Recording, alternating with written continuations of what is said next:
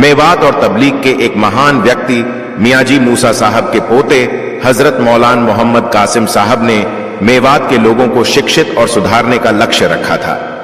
मौलाना कासिम साहब जब दारुल उलूम देवबंद में मिशकत शरीफ के छात्र थे, तब ईद उल अजहा के मौके पर उनके दादा मियाजी मूसा उन्हें 10 दिन के लिए भरतपुर मेवात स्थित एक गांव में घुमाने ले गए थे।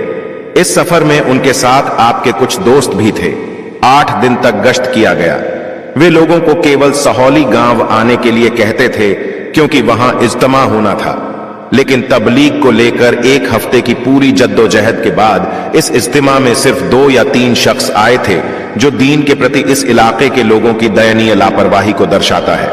और शायद हजरत मियाजी मूसा के मन में था कि अपने पोते को इस स्थिति से अवगत कराएं, और वह इसमें सफल भी रहे, क्योंकि मौलाना कासिम साहब ने खुद कहा था कि मैंने ठान लिया था कि अगर मुझे काम करना है तो मैं मेवात में काम करूंगा। देवबंद से पास आउट होने के बाद उनके लिए यह असमंजस की स्थिति थी कि इस्लामी काम कहां और कैसे करें, लेकिन ऐसे असमंजस की स्थिति में उन्होंने एक ख्वाब देखा जिसमें उन्हें एक निशानी मिली, और उन्होंने मील नाम की एक जगह चुनी, खेडला।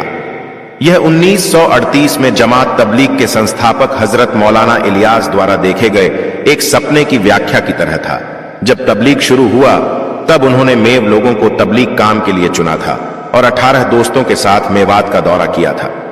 मेवात घूमते हुए वे मील खेडला में ठहरे, और वहीं कुछ दूरी पर बेवड़ी का बाग था। यहां इस बाग में कुछ देर विश्राम किया और फिर अपने सभी मित्रों से कहा, मुझे इस जगह से इल्म की खुशबू महसूस होती है, काश यहां मदरसा होता। मरकज निजामुद्दीन वापस आकर आपने 12 लोगों की जमात उस स्थान पर इस्लामी कार्यों के लिए भेजी, लेकिन उस मोहल्ले के लोगों के नकारात्मक रवैये के कारण उनमें से कोई भी अधिक समय तक नहीं रह सका और सभी वापस लौट गए। तो यह कहा जा सकता है कि यह हजरत मौलाना कासिम साहब के लिए नियत था, जो प्रतिभा, धैर्य और संघर्ष के व्यक्ति थे। उन्होंने इस्लामी कार्यों को करने के लिए खेडला की ओर रुख किया। वहां एक जर्जर चबूतरा, चीनी मिल और आटा, धान और तेल आदि की कुछ मशीनों के अलावा कोई विकास नहीं हुआ था।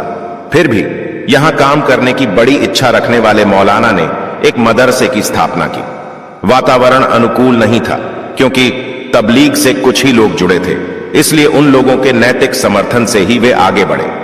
शुरुआत में मौलाना खुद पढ़ाते थे और कुछ महीनों के बाद मियाजी मोहम्मद रमजान साहब को शिक्षक के रूप में नियुक्त किया गया था।